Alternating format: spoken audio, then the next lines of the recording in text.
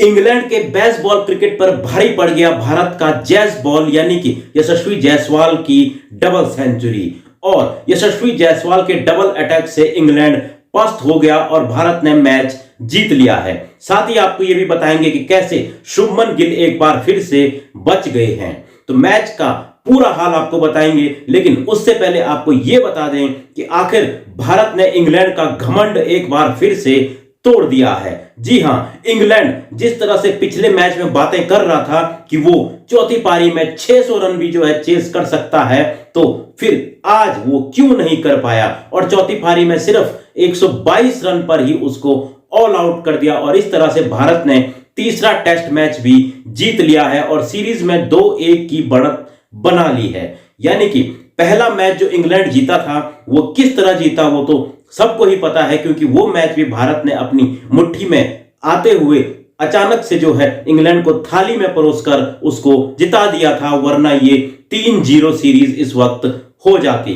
लेकिन खैर कोई बात नहीं, तीसरे टेस्ट मैच में जो कि राजकोट में चल रहा था उसमें भारत ने शानदार खेल दिखाया। और खास तौर पर यशस्वी जायसवाल की बात करूं तो यशस्वी जायसवाल इस सीरीज में शानदार फॉर्म में है और यह सीरीज उनके लिए एक तरह से ड्रीम सीरीज होने वाली है। जी हां, बैक टू बैक दोहरा शतक और शानदार जो है वो अभी तक बैटिंग करते हुए, और आज तो यशस्वी जायसवाल ने जिस तरह से बैटिंग की, इंग्लैंड के छक्के छुड़ा दिए। और छक्के क्या छुड़ा दिए, एंडरसन के एक ओवर में तो उन्होंने 3 छक्के मारे और एंडरसन के बुरे हाल कर दिए। एंडरसन पर वो इस तरह से टूट पड़े जैसे कि कोई नया गेंदबाज अभी अभी डेब्यू कर रहा हो। यशस्वी जायसवाल ने आज भी शानदार दोहरा शतक बनाया। हालांकि वो पहली पारी में नहीं चल पाए थे, लेकिन आज उन्होंने शानदार बैटिंग की। वहीं बात करें शुभमन गिल की तो उन्होंने भी 91 रन बनाए। पहली पारी में वो जिस तरह से आउट हो गए थे, उसके बाद ये फिर से चर्चा हो उठी थी कि क्या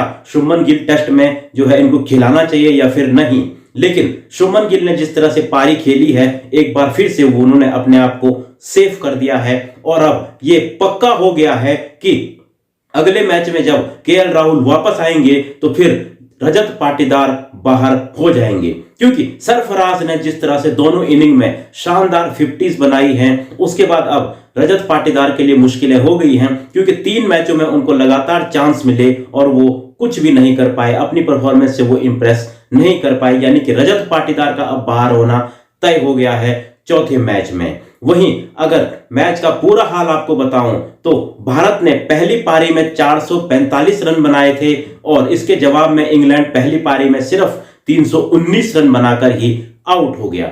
वहीं भारत ने दूसरी पारी में शानदार बैटिंग की, यशस्वी जायसवाल ने दोहरा शतक लगाया, तो वहीं शुभमन गिल और सरफराज खान ने अपनी अपनी 50 पूरी की और भारत ने 430 रनों पर 4 विकेट पर ही पारी डिक्लेयर कर दी और इंग्लैंड के सामने 557 रनों का पहाड़ जैसा लक्ष्य जो है रख दिया था।